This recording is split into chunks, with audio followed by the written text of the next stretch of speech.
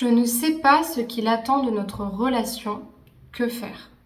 Bonjour à vous mesdames, j'espère que vous allez bien. Je suis très heureuse de vous retrouver aujourd'hui dans une nouvelle vidéo de la chaîne YouTube et dans un nouvel épisode du podcast Spotify pour les personnes qui nous écoutent sur cette plateforme, dans laquelle aujourd'hui on va aborder la question de qu'est-ce qu'on fait, comment est-ce qu'on réagit face à un homme dont on ne sait pas en fait quelle est l'intention pour la relation, dont on n'arrive pas à avoir de réponse, on a l'impression que c'est flou, que c'est ambigu, que c'est pas assez clair et que nous on a besoin d'avoir une réponse.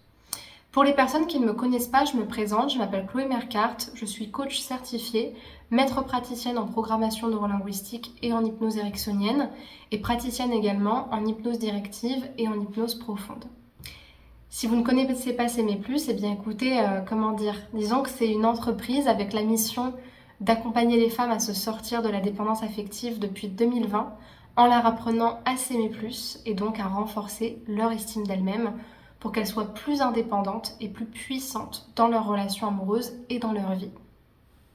D'ailleurs, si vous n'êtes pas encore abonné à la chaîne YouTube ou au podcast sur Spotify, je vous invite à le faire maintenant en cliquant sur le bouton rouge s'abonner et vert sur Spotify et à bien activer la cloche des notifications pour recevoir tous les prochains épisodes qui sortent durant la semaine à 18h.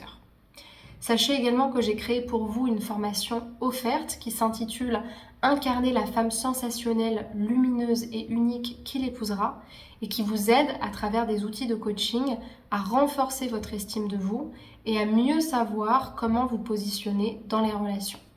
Donc pour obtenir cette formation, cliquez sur le deuxième lien dans la description de l'épisode, remplissez le formulaire et vous la recevrez directement dans votre boîte mail.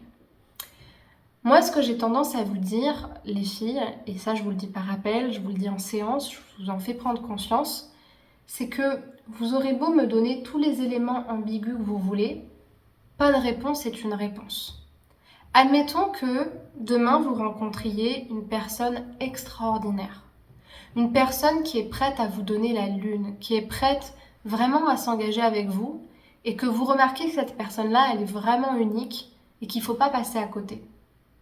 Est-ce que vous pensez, à ce moment-là, que même en ayant des problèmes d'attachement, même en sachant que vous êtes dépendante affective, même en n'ayant pas fait le deuil de votre grand-mère, même en ayant été particulièrement épuisée ces derniers mois, même en ayant un enfant, même en ceci, même en cela, est-ce que vous pensez que vous laisseriez passer cette personne? Non. Parce que tout ce qui est important pour l'humain, surtout au niveau émotionnel, que ce soit en termes de gains, d'opportunités, mais surtout de relations, tout ce qui est émotionnel, eh bien tout ce qui est important, ça n'a pas de prix, ça n'a pas de logique. Les relations et l'attachement, c'est une des choses les plus importantes dans la vie. C'est tout le temps les raisons pour lesquelles on se bat. On se bat pour l'argent, parce que c'est très émotionnel l'argent, mais on se bat aussi pour les relations. On se bat pour l'amour. Et ça, on le voit dans toute l'histoire de l'humanité. Donc je ne suis pas en train de vous tenir un discours de s'il vous aime pas, c'est qu'il n'a pas de valeur et blablabla. Non, c'est juste, en fait, si cette personne ne vous donne pas d'informations claires concernant la relation, oui, il est peut-être évitant, oui, il est peut-être pas prêt, oui, c'est peut-être difficile, mais à un certain niveau, je trouve que pas de réponse est une réponse. Je trouve qu'à un certain niveau, c'est pas à vous de devenir la thérapeute et l'assistante sociale et la psy d'un homme qui fait pas ce qu'il faut pour bouger. T'as un problème d'attachement, va te faire accompagner en fait. Et viens pas nous casser les pieds, pour pas dire autre chose. Mais c'est un petit peu ça en fait. Parce qu'à un moment donné, ça va 2 minutes. Parce que pour vous avoir dans son lit, là il y a du monde. Pour vous voir quand il s'ennuie, il y a du monde aussi. Mais quand faut assumer, il n'y a plus personne. Et ça, c'est valable autant pour les hommes que pour les femmes. Ce que j'essaye de vous dire, c'est que c'est pareil, moi je vous invite tout le temps dans mes vidéos à revenir à l'intérieur de vous-même. Si par exemple votre fille, elle vivait la même chose que vous, qu'est-ce que vous lui diriez? Ou votre meilleure amie? Vous lui diriez, non mais ma chérie, t'as une valeur inconditionnelle, ne t'arrête pas à des personnes qui ne veulent pas être avec toi. Et non, c'est pas égoïste.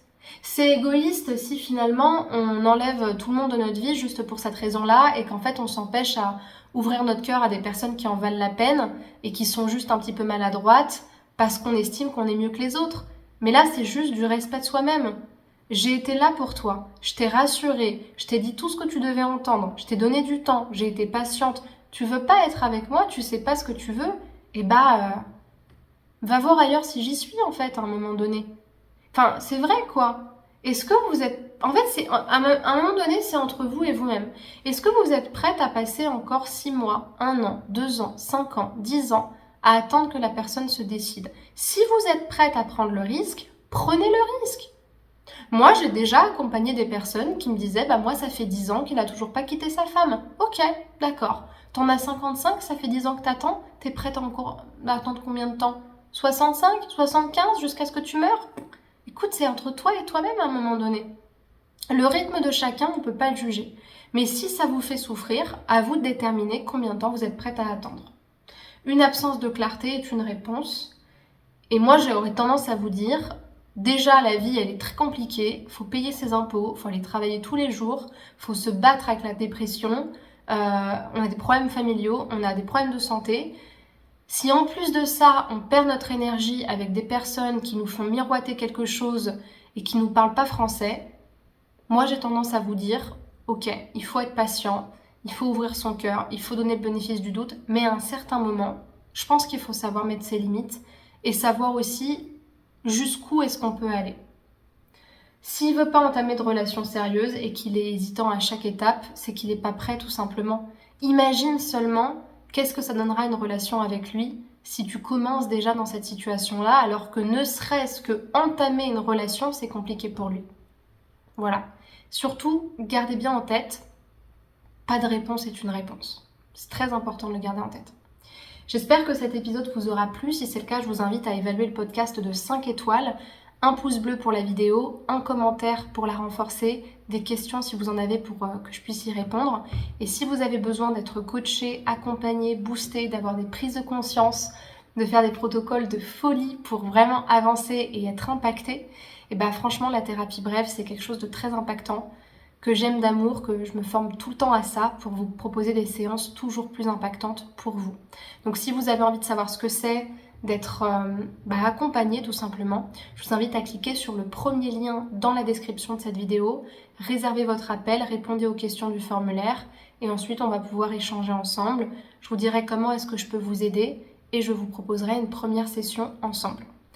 Pour terminer, regardez aussi dans la description, vous avez tout un tas d'outils très accessibles et ciblés sur les relations amoureuses, la rupture amoureuse, l'estime de soi, les relations toxiques et d'autres sujets encore pour commencer à travailler de votre côté.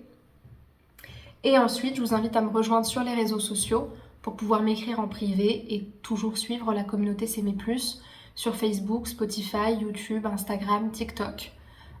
Et je pense que ça fait déjà pas mal de réseaux. Vous avez tous les identifiants juste là et les liens pour me rejoindre dans la description. Prenez soin de vous et à bientôt. Au revoir.